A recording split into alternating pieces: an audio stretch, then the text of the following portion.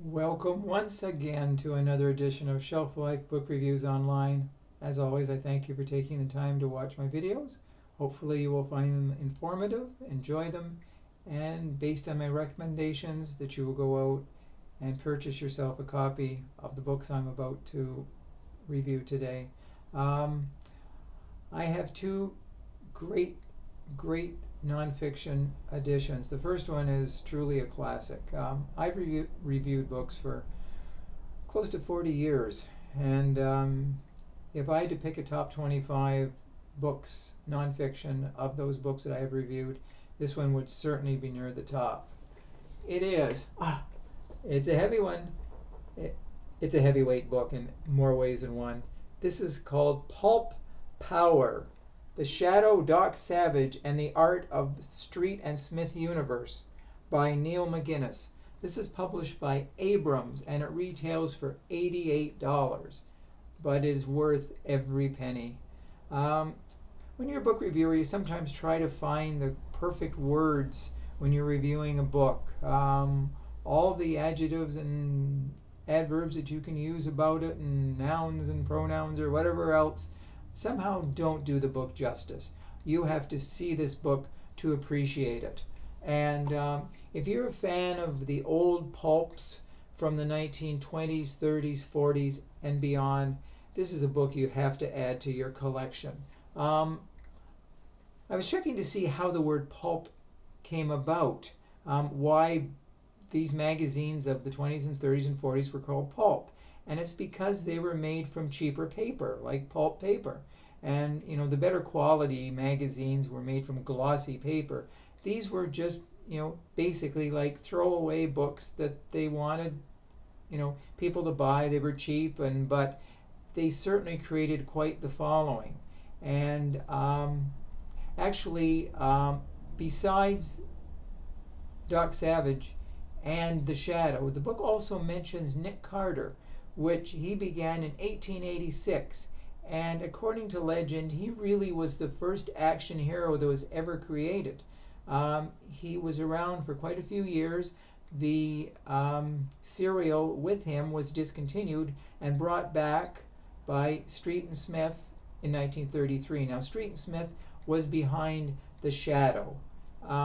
He premiered in the 1920s and 30s, and his alter ego was Lamont Cranston, and he had a girlfriend, Margot Lane.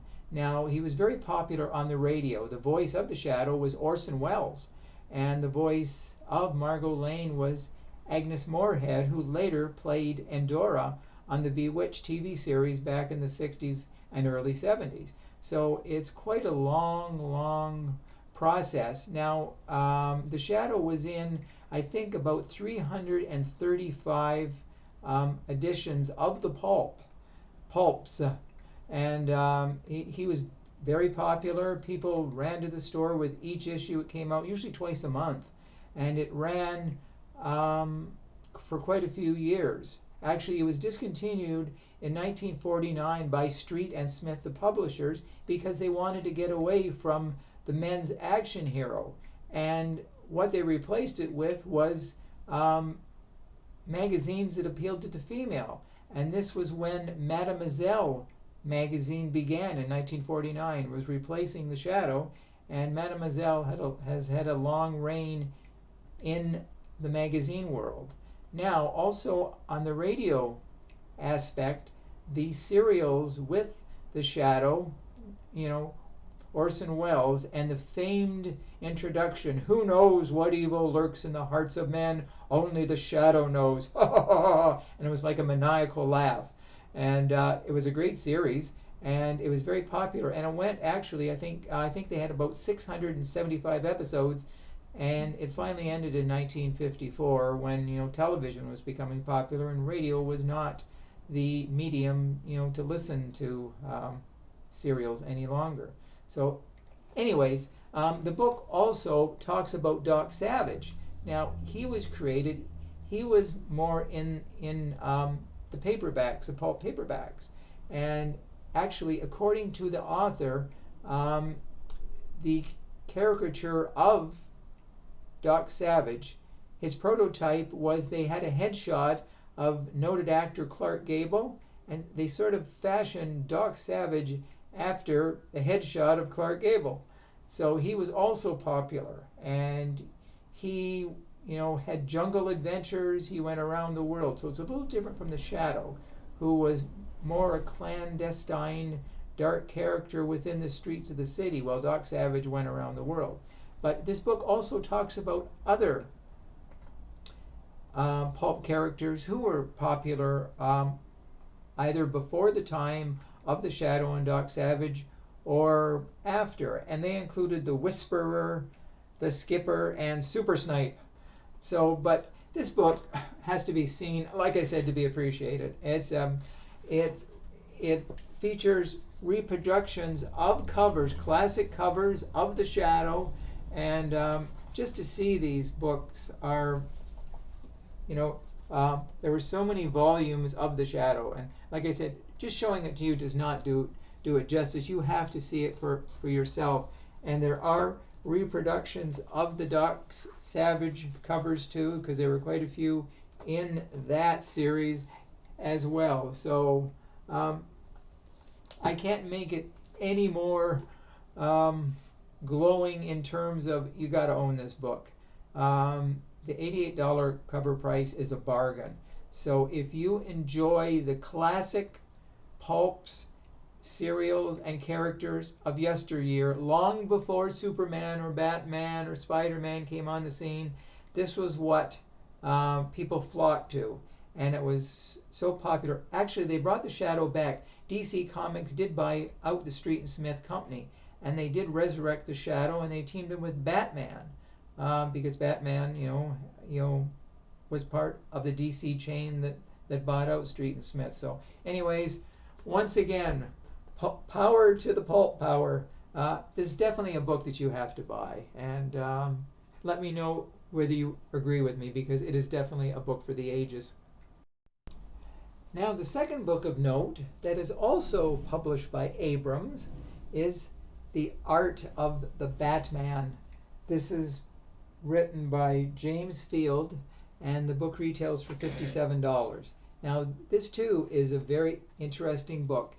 If you're a fan of Batman the comic or Batman the movie, this book looks at the most recent Batman movie starring Robert Pattinson as Bruce Wayne, aka Batman. And it was popular at the theaters, and the director of the movie says, and I will read his quote, director Matt Reeves said, "At the end of the day, what I wanted was a Batman who was exceedingly human. I wanted you to see this guy who does these amazing things. But in a way, his scars are his biggest strength." And this book shows every facet of the movie, how it was made, how the characters were created, the costuming, how the Batmobile was made. The Bat motorcycle was part of this as well too. That was a popular thing back in the 60s, the TV series.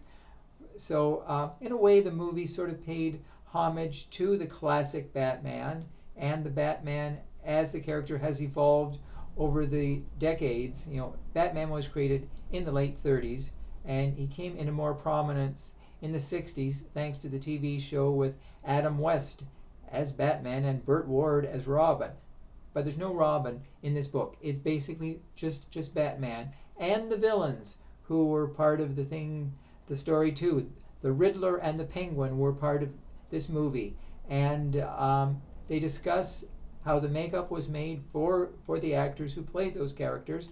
And there are a lot of interesting visuals in this as well too. Scenes from the movie, how the movie was shot, and it basically looks at every facet of the movie. So even if you didn't see the most recent Batman movie, this book is still an interesting one to add to your library if you are a Batman fan or a lover of comics in general. So it's definitely a book that is a must read, a must buy, and it goes well with the first book, Pulp Power. So this is definitely a classic for Pulp Power. I would hold the book up, but it's pretty heavy. But anyway, you get the idea. I love both books. So I welcome your comments. Do you agree with me? Please let me know. Hopefully you do. And until we meet again, as always, stay safe, stay sane, stay social distancing, and do stay in touch. See you real soon. Bye for now.